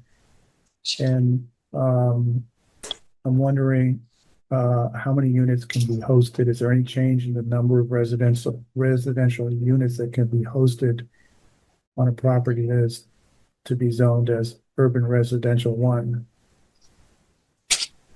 Sorry, I didn't quite hear all. Rich, please correct me if I'm reciting your question wrong. I think you were asking about, well, it sounds like in your neighborhood in particular, you're seeing that your area is proposed to change to UR1. You're asking, is there any way that the maximum number of units that could be constructed in UR1, could that be changed? Yeah. Wait, could it be changed or is it being changed? In other words, is he asking whether or not his area is being changed? Rich, you can probably hear me. Are you asking whether or not your area is, the number of units in your area is being changed, or if we can change the proposed recommendation for UR1? Well, right now I'm seeing on the proposed map, our GIS map, that it's changing to urban residential 1. Yes. And right now it's my property is a three unit, 3-family property. And I'm wondering, can the number of units be expanded? Okay. So I'm going to, so thank you for clarifying that. We're not really talking about the residential districts now, but because this is a very quick question, I can answer that. So urban residential 1 allows a 2-unit dwelling. It allows historic conversion, a townhouse, a 3-unit dwelling, a multiplex, which is a 4 to 6 units, and then it allows an accessory dwelling unit for the 1, 2, or the 3-unit dwellings only. So the maximum that district would allow is a 6-unit. 6-unit? Yep. Okay. And that's under the current proposal. I just want to clarify. That's under the current proposal. Yeah, that hasn't been passed. That's just the current proposal. Okay. All right. And All then right. the map is also saying 3-story maximum height for the proposed. That's what it is currently. Yes, that is correct. It's the proposed is a 3-story maximum. Okay. All right. I guess that's all my questions. It just looks like be able to add more units on the same floors. Which, It's so you're thinking of doing a conversion. So if you want to reach out to the planning staff, when Alicia comes back, we can put the email address in the chat. If you have more specific questions, we'll be happy to answer that about your specific property. Okay, so Alicia Hunt is the person to talk to? Yes, I will reach out to her. Okay. Great. Thank you so much. Thank you. And I will say for folks who have public comment, questions, concerns, suggestions that they want to make about the proposed residential district zoning, the next public meeting on that topic is this coming Wednesday, June 4th. There's going to be a continuation of the public hearing in the Community Development Board. That is a Zoom-only meeting. Folks are always welcome and encouraged to attend, and you can also send written comment. It's best to send that in by Monday so that board members have a chance to read it. So all are welcome to participate in that process as well. The residential district zoning is still in the proposal stage, and that is the next public meeting on it. All right, we'll go back to the podium. Thank you. Hi, Sam Goldstein, 29 Martin Street, pretty close to Boston Ave. I was curious if we could maybe go back to the proposed zoning map. I was wondering about the plan for Boston Ave between Winthrop and I guess the Parkway, but the kind of piece of Somerville that sort of intrudes into Medford. Yeah. But what I guess what's the sort of proposal for either side of the street there? It looks like the southern side of Boston Ave is maybe not. So like, I guess on the other side of that, just so south of the river. South of the river. Yeah. So like, right. So like just a little further north of where the cursor is there. What's the, what is that plan to be? And could you talk about like why? I'm generally like, pretty excited about, this process. Just kind of curious, like where, what the thinking is about. Yeah, absolutely. So the purple here is 2B, mixed use 2B. The red is urban residential 2. The bright blue is mixed use 2A. This lighter blue is mixed use 1B. And then the faded back green and yellow are the residential only. So one's UR2 and one's UR1. Okay. I'd have to zoom back up to just double check. Okay. I mean, it sort of strikes me that like one side of the street is like very tall and then the other side is not. I guess what's the thinking? So I mean, obviously you see the green and the yellow up here. So those are residential only districts. So this goes back to the comment previous speaker made of that I answered, where we're very much looking at what's on the ground now and enhancing that. So, when we looked at the current zoning here, I don't have a zoom in. Yes, I do have a zoom in. So, we're looking here. Here is existing zoning. You've got office, you've got general residential, you've got apartment 1, and you've got commercial in this area. So we're looking at those pieces, the pieces in white above and below. Those are existing residential districts, single family 1 and single family 2, and a little bit of apartment 2 down here. So what we're trying to do with the corridors is we're looking at the corridors, of course, we want to be generally mixed use, but that doesn't mean that every single property in a corridor is zoned for mixed use. So one of the things you're seeing here in the proposed zoning, sorry for making you all dizzy here, is that you do have this urban residential too, which is residential only along the corridor. That's because you've got an existing residential only there. So when we think of a corridor, we're thinking it's a stretch of land. A corridor basically takes you from one place to the other place. And as we're looking at the stretch of land, we recognize in most corridors the identity of the corridor changes as you move through it. And so what we're trying to do is be respectful of those changes, looking at what's there now, zoning to reduce the number of nonconformities, and then focusing the mixed use portion where it makes the most sense, given what's existing now, given the relationship of those areas to the adjacent areas, and then giving and then looking at the change in the use and the identity of the corridor as a whole. That's generally how we approach those. For looking at specific parcels and zooming in, I would talk with Paula and Jimmy outside if you've got very specific questions. Okay. Yeah. I mean, I think generally I'd support like more, density in the area. It'd be great to sort of see the sort of just frankly like the commercial opportunities, different places to go in the area. Yeah. A little more expansive. It also seems like a lot of the residential, and I'm not to get too in the weeds, but it seems like a lot of the residential portions or residential buildings there currently are kind of like apartment D. Yeah. But I can talk to someone in the hall about that. Yeah. I'll just note, by the way, I zoomed into this one so you could get a better sense of the parcel sizes for the different uses. So here's your UR2 and the parcel size. And then here's where we get into the higher level mixed use. So you can see the parcel sizes have changed, the uses have changed. Again, this area where we've got a mix one, you've got sort of different conditions existing on the ground. You might be able to get the base now, even with the there you go, different conditions existing on the ground. We're looking at the adjacencies of this parcel. So I mentioned earlier when we were talking about a little bit about actually I did mention in this conversation, sorry, I've had too many today.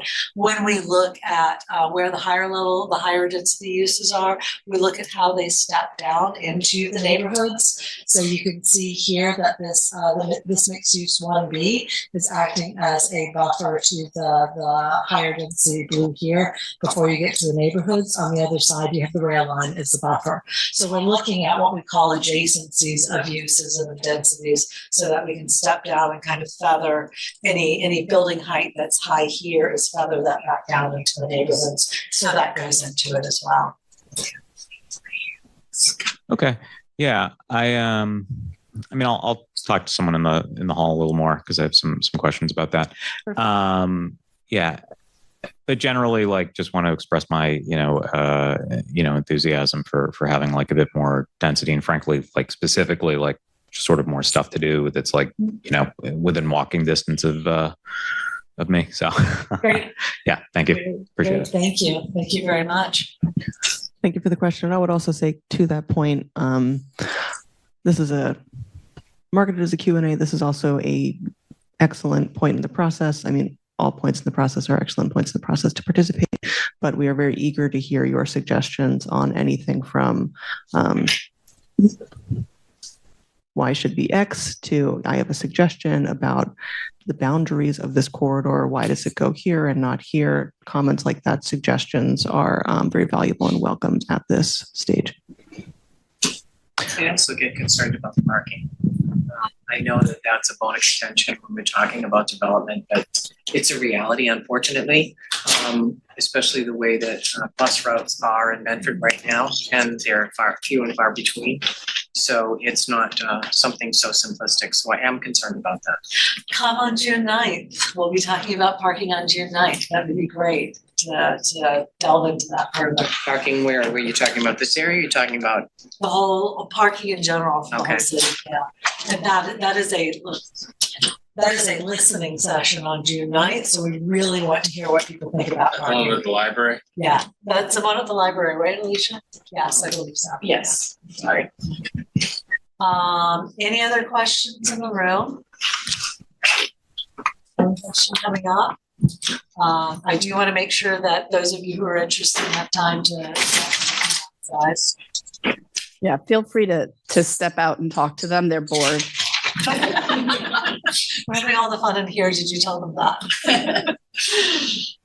All right, William Navarre, Magood Square. Given lots of people commute further from the city to get home than they'd like to, I'm very glad to see this process is going to make space for new houses and apartments. It's really a big problem in our day, just how far people have to move from the city. I wonder if I could hear just a little bit about how making existing, non-conforming single-story commercial, how that could potentially, allow apartments to go on top of those buildings. Thanks.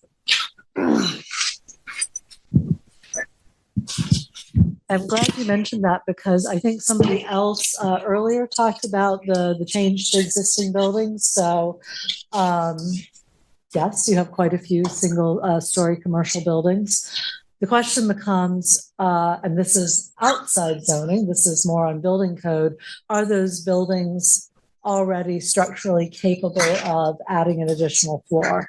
So if yes, that's a relatively easy process. If no, those buildings would have to be redeveloped. And there are different ways of doing that. If it's something where it's a nice facade, the facade could be saved and everything could be built behind it. Some of them, the facade of the building are not worth saving, but that structural capacity would be important. So yes, zoning can say, you can do this, you can add that height, but it's going to be building code, cost of construction, property owner desire, developer desire, that's going to actually influence whether or not something gets built. And that's why I talk about it being a 20 to 30 year look forward for zoning, because some things could happen more quickly and other things are going to require a change in one or sometimes even more business cycles. Whereas today, if they wanted to add housing, they'd have to not only tear down the building, but they couldn't even bring the business back with the housing, right? So that is a good point. In some areas that are zoned commercial only, they wouldn't necessarily be able to have the housing use. So there's no incentive to do anything with that building. Right. Yeah. And like what you're saying, we have a lot of businesses in areas where businesses aren't technically allowed by zoning. Yeah. So that is actually a more complicated, like how would they be allowed to do that? Would they be allowed to tear down and build back? People think I'm deceptive when I say it's complicated, but it is, right? They'd have to go get a finding from the Zoning Board of Appeals, whether or not they'd be allowed to do that. It depends. It depends on how the neighborhood feels, right? It depends on a lot of things. Part of developers like certainty. People like certainty when they're going to build something. So part of this is to figure out what we want to allow and then give them some level of certainty of that. And then say what we don't want to allow, right? So, and it'll be right now when somebody comes in and says, I really want to do ground floor commercial and residential above, and it's in a place like there was a zoning board of appeals hearing tonight. There is one of those blocks that has commercial on the ground floor on Main Street, and that a developer wants to come in, reconstruct the building, put some parking underneath and behind the building, put I think it was 9 apartments on top, and put back ground floor commercial, not allowed by zoning. But why not, right? Like it would just be making it a nicer, newer building with some residential above it. So it actually did receive a variance tonight at the zoning board. A very similar proposal on that same location was denied 5 or 6 years ago. But I think that the zoning board took into account the fact that people are saying we would like to see ground floor commercial with apartments above them, especially in locations that already have ground floor commercial. So, and I think a lot of business owners will say that they like to have people who live near their businesses who can walk to them. I don't want to speak for all business owners, but it does help the business model when the neighbors come and frequent the business. So we want to start to wrap this up. There've been a lot of questions. It is 8:50. People have been here a long time. But I don't want you to think you can't ever talk to us. The staff are still out there.